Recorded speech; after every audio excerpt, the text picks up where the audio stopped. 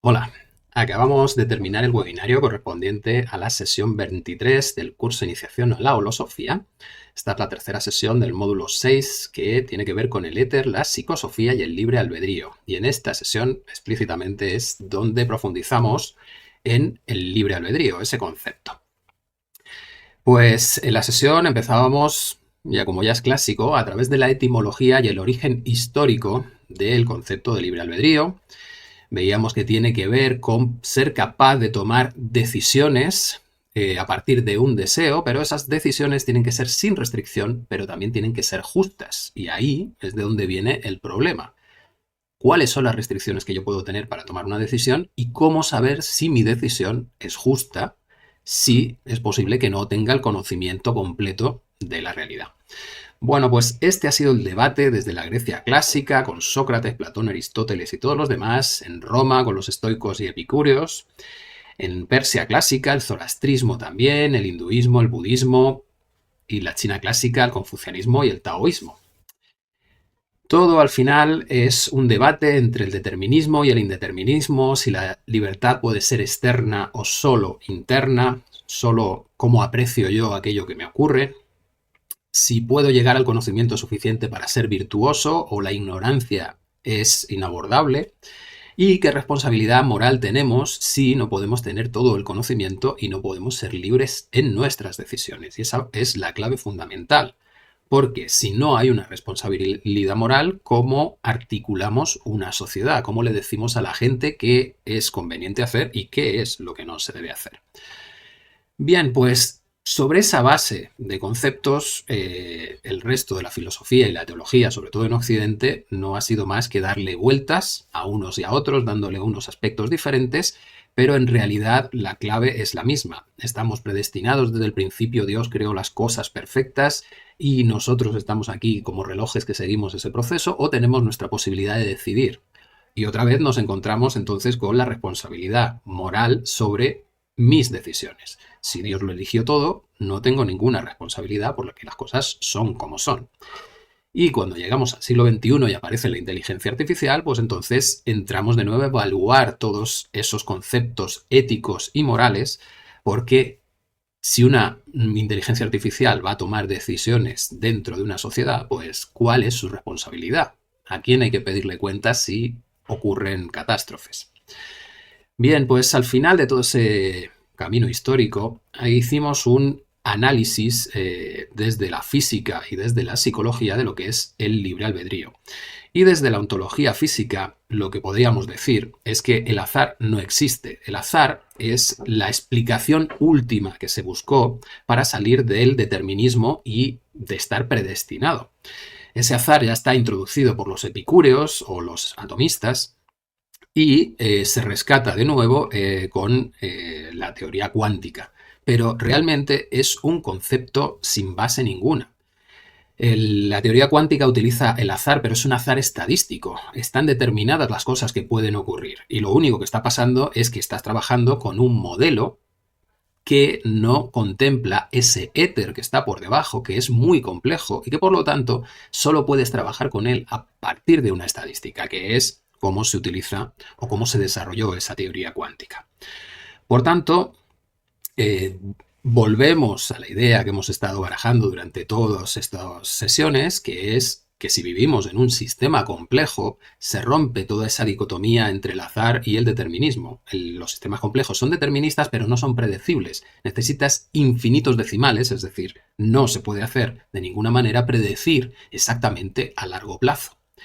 Y además, si añadimos esos infinitos que pueden ser de una capacidad infinita, de una dimensión infinita de complejidad, pues entonces estamos saliendo ya totalmente de ese marco conceptual que se utilizaba en filosofía para hablar del determinismo.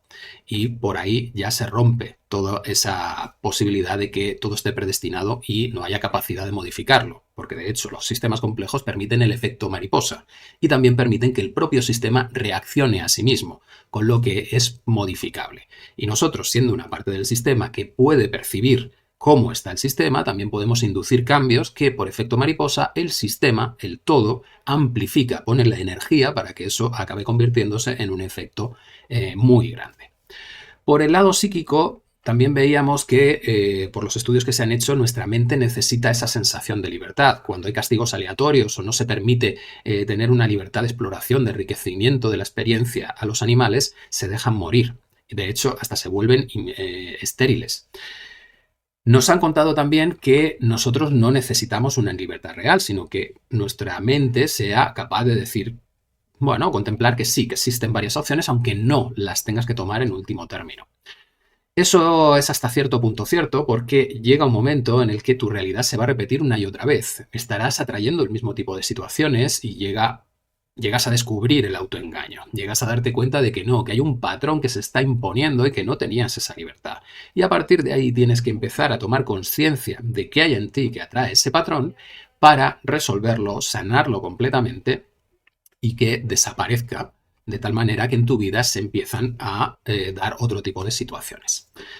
Para realizar esa sanación, pues tenemos el concepto del observador, que es ese nivel de conciencia en el que te das cuenta de cuáles son tus patrones emocionales, tus patrones de pensamiento que te meten en los mismos bucles, con lo que te mantienen en el mismo tipo de situaciones. El utilizar ese nivel de conciencia del observador te facilita que puedas empezar ese trabajo interno de sanación, de liberación de patrones, pero llega un momento en que necesitas todavía profundizar más y llegar al otro nivel, al nivel del contemplador. Y el contemplador es el nivel de conciencia que se funde ya con la totalidad e incluso se da cuenta de que el observador tenía patrones con los que valoraba su percepción. Cuando se llega a ese punto del contemplador, al vacío completo, pues es posible generar nuevas opciones de realidad, crear nuevas líneas temporales a través de nuestros deseos. Esta era la parte teórica o teórico-práctica de la sesión, y en el webinario lo que ha surgido es que cada uno de los participantes ha dado su opinión sobre el libre albedrío, sobre la libertad, sus sensaciones, sus sentimientos sobre cómo funciona eso en su vida, y ha sido muy interesante comprobar que gran parte de las opiniones que se dan están en los conceptos básicos que se han manejado continuamente en filosofía y teología. Y en este punto lo que hemos intentado es empezar un pequeño debate sobre la idea de que quién es el que tiene el poder de fondo sobre lo que ocurre, poniendo como ejemplo las leyes, de dónde emana el poder para que las leyes se cumplan, y al final nos acabamos dando cuenta de que somos nosotros el sujeto del que emana el poder. Si eso lo vamos ampliando, nos damos cuenta con ejemplos que cuestionan las leyes biológicas, como por ejemplo las personas que no necesitan comer o las personas que pueden correr una maratón a 20 grados bajo cero y no se congelan, pues vamos dándonos cuenta de que podemos cuestionar las leyes y recuperar el poder que les hemos dado, que al final nosotros creamos la realidad a partir de nuestras creencias, y que el poder, cuando se lo das a una creencia, genera que nuestro cerebro funcione en automático sosteniendo las consecuencias de esa creencia en la realidad.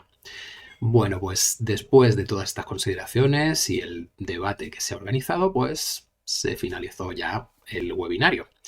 Y espero que os sean interesantes estos temas y os emplazo para que nos volvamos a ver la semana que viene. Un gran abrazo.